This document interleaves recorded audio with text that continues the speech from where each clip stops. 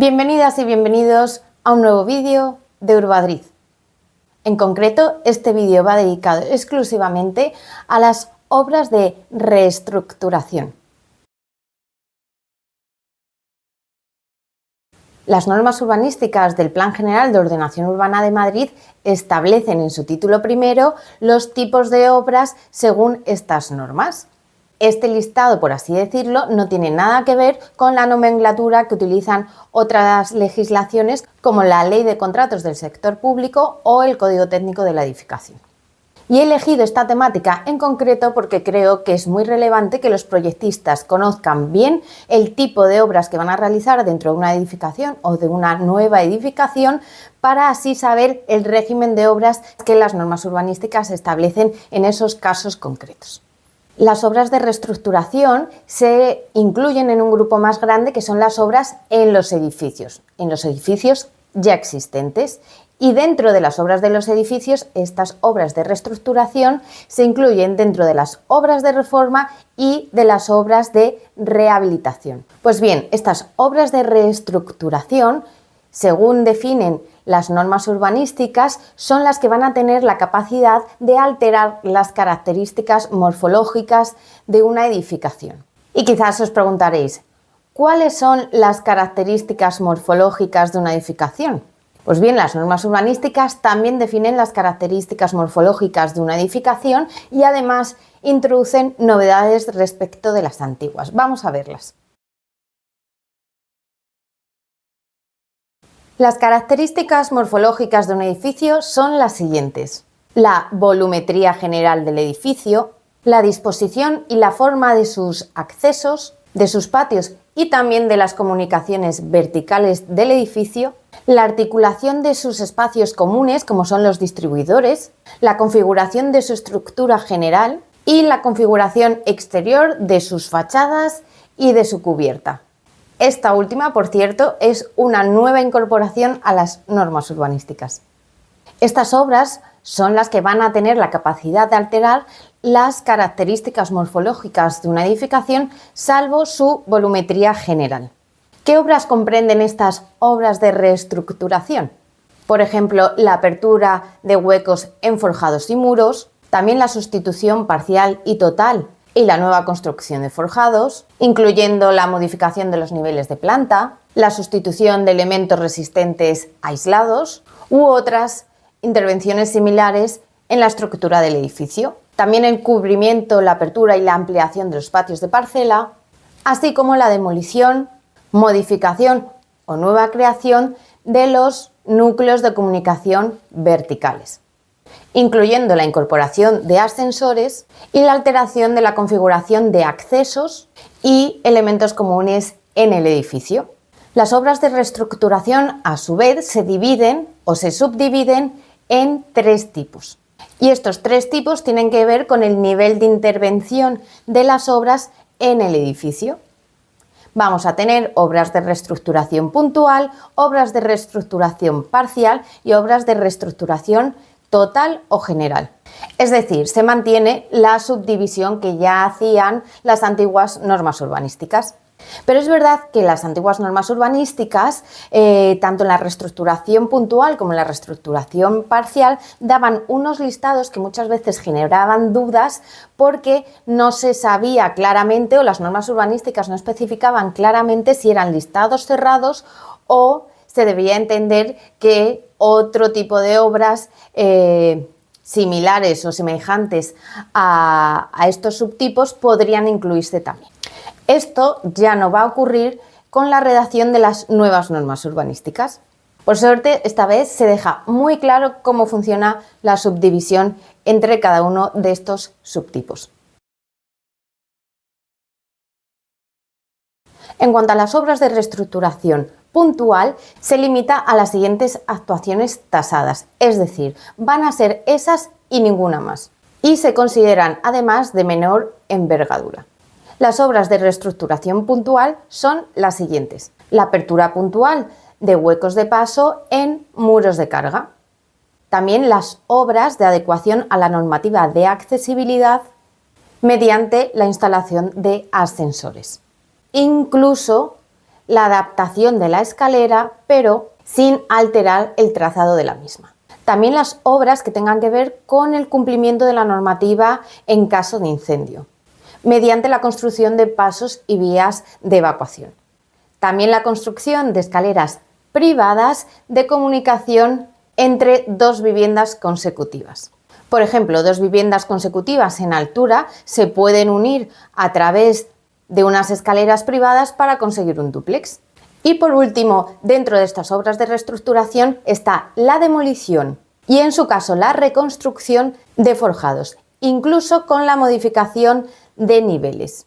Pero aquí las normas urbanísticas establecen una gran condición, que esta demolición o reconstrucción no puede afectar a más del 5% de la superficie construida total de la edificación. Una de las grandes novedades que traen estas nuevas normas urbanísticas respecto de las obras de reestructuración es que las obras de reestructuración parcial y de reestructuración general o total se van a diferenciar según la superficie a las que estas obras afecten respecto de la superficie construida total del edificio. ¿Y qué se considera superficie afectada por las obras? Pues todas las superficies que estas obras van a alterar en losas y forjados. Y además, cuando se actúen elementos verticales resistentes como pueden ser pilares o muros de carga, también se contará como superficie afectada por la obra la del forjado sobre la que carguen estos elementos verticales resistentes. Dicho esto, las obras de reestructuración parcial van a ser las que afecten hasta el 50% de la superficie construida total de una edificación. Además, otra de las grandes novedades de estas normas urbanísticas es que las obras de reestructuración parcial, cuando se realicen, van a estar sujetas al cumplimiento de las condiciones de edificabilidad. ¿Qué quiere decir esto? Pues que cuando se vayan a realizar obras de reestructuración parcial en una edificación existente, se tendrán que cumplir las condiciones de edificabilidad que asigna el planeamiento urbanístico a esta edificación en concreto. Y vendrán dadas por la norma zonal u ordenanzas particulares de planeamiento incorporado, específico o de desarrollo que le otorgue el plan general en concreto. Pues bien, las normas urbanísticas acotan el cumplimiento de estas condiciones de edificabilidad en las obras de reestructuración parcial en estos casos. La primera es que las obras aumenten la superficie edificada del edificio existente. Y la segunda es cuando las obras actúen en un edificio que esté en una situación en fuera de ordenación relativa en cuanto a las condiciones de edificabilidad. Quiere decir que se actúe en un edificio que tenga un exceso de edificabilidad respecto al que establece para él el planeamiento urbanístico. Es decir, que tanto si quieres incrementar la superficie edificada como si ya te excedías de ella según el planeamiento, deberás de cumplir las condiciones de edificabilidad que el planeamiento urbanístico establece para este edificio en concreto. En este último caso, el caso 2, el de los edificios que están en una situación de fuera de ordenación relativa, las normas urbanísticas mencionan específicamente que no va a ser admisible ni la demolición ni la reconstrucción de forjados, salvo aquellos forjados que se vayan a destinar a alguna utilidad de las que se excluyen del cómputo de superficie edificada. Recordar el artículo 653 del que hablamos en el vídeo anterior, así como otras excepciones que pudieran establecer las normas zonales o las condiciones particulares de los usos. Pero, y esto es muy importante, sobre los edificios que estén en una situación de fuera de ordenación relativa, quiero recordaros que si son edificios protegidos por el Plan General con un nivel 1 o 2, no se les van a aplicar estas condiciones de fuera de ordenación relativa en este caso. Así lo establece el apartado 3 del artículo 435 de las normas urbanísticas, donde se dice literalmente que la protección que otorga la catalogación a un edificio les excluye del régimen de fuera de ordenación. Y esta exclusión afecta únicamente a los niveles 1 y 2 de protección porque son los que protegen al edificio en su conjunto, globalmente. Y así lo dice el artículo 434. Y además, así también lo explicó la Comisión de Seguimiento del Plan General en el acuerdo número 366.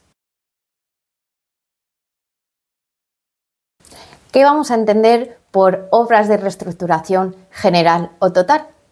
Van a ser todas aquellas obras de reestructuración que afecten a una superficie superior al 50% de la superficie construida total del edificio.